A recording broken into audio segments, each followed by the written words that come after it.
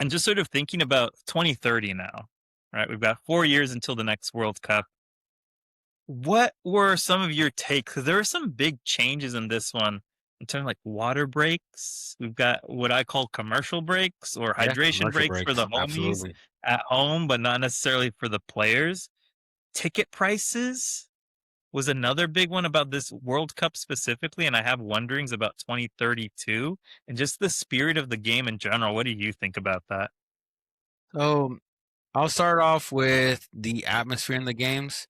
I Yeah. was able to go to the 2014 World Cup in Brazil and the 2018 World Cup in Russia, and the atmosphere felt like it was still for the people. Yeah. This last World Cup, you went to a couple games, I went to a couple games, and the games that I went to, it seemed like it was all corporate, you know, sponsorships that got the tickets, or a lot of influencers. Yeah. And I think it takes away from the atmosphere of the game. This is the people's game.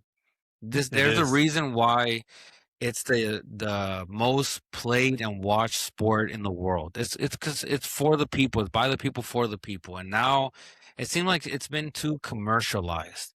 You Agreed. know, anyone with the following got free tickets, and obviously they're not going to cheer the same as the blue collar guy from name any country in the World Cup who paid his hard earned cash to make it there, and it takes Mhm. away from there. And for me, the water break was just a slap in the face to anyone that's played soccer.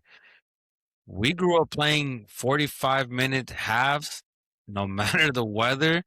You Didn't got your matter. water break in those 15 minutes, and now it seems like it's a money grab. And this is not the NBA, this is not the NFL where there's four quarters. Soccer's not four quarters, it's two halves. And it seemed like there was almost like a, how can I put it? Teams had to adjust to the new rules of the water break because it was like, hey, let's give it our all for the first 25 minutes and then we'll see what they're doing tactically and let's adjust.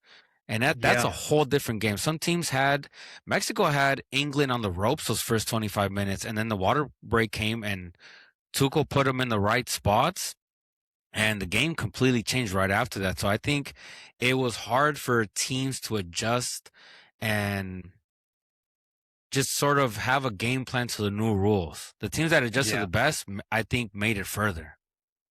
I agree. It felt like a timeout, like at a Yeah, one of those games, right? It felt like a timeout. Coaches changed tactics and they moved on. And like you said, the good ones ended up winning because of those, taking off advantage of those. But I was just more frustrated for sure about the influencer culture around it. There were some that are very invested in the game, and some that I think it is really cool that they're introducing their platform to such a wonderful sport and opportunity. But there were some of them that were just kind of there to build clout or clip farm, is how I yeah. describe it. There was one guy who made some video. I didn't watch it, but it said, I ran a 5K inside the stadium Oh during a World God. Cup game.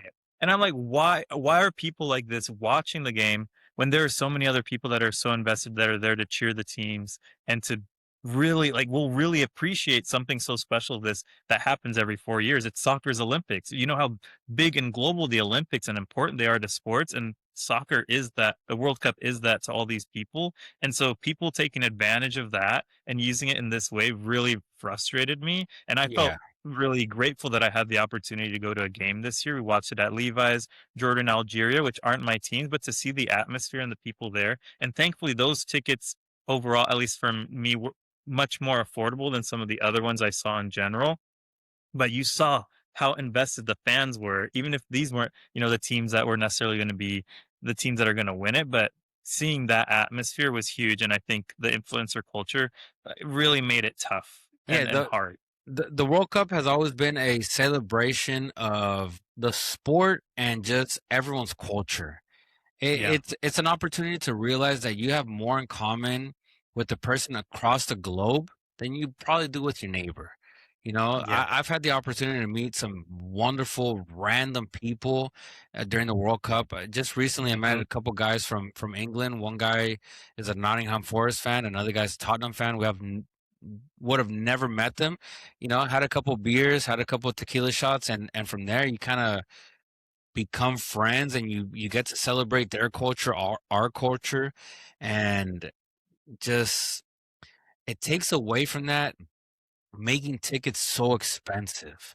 Yeah. You know, like for us, for me and my cousin the water boy, our cousin the water boy, we had to sell his kidney in order to make it into the game. You know, he's one kidney down, but we were able to make it, and it's not the same as in 2014. I remember tickets cost $150, you know, maybe 200 Yeah. bucks, and I got to see Mexico Croatia. 2018, it was round of 16, Mexico Brazil, and they cost 250. You know, that ticket today would have cost us 2 3 grand. Like, who Hmm. can afford that? You know, or No. you can, but you have to make a lot of sacrifices, and you decide, is it actually worth it? Yeah. And for some people, it's Absolutely. not. Definitely. Or they just don't have the means to do it, even if they do, try on the side. So Yeah, my hope is by 2030 that there can be a change when it comes to that. I guess we'll see, and hopefully that for the best of the sport more than yeah. anything. Bring it back to the people.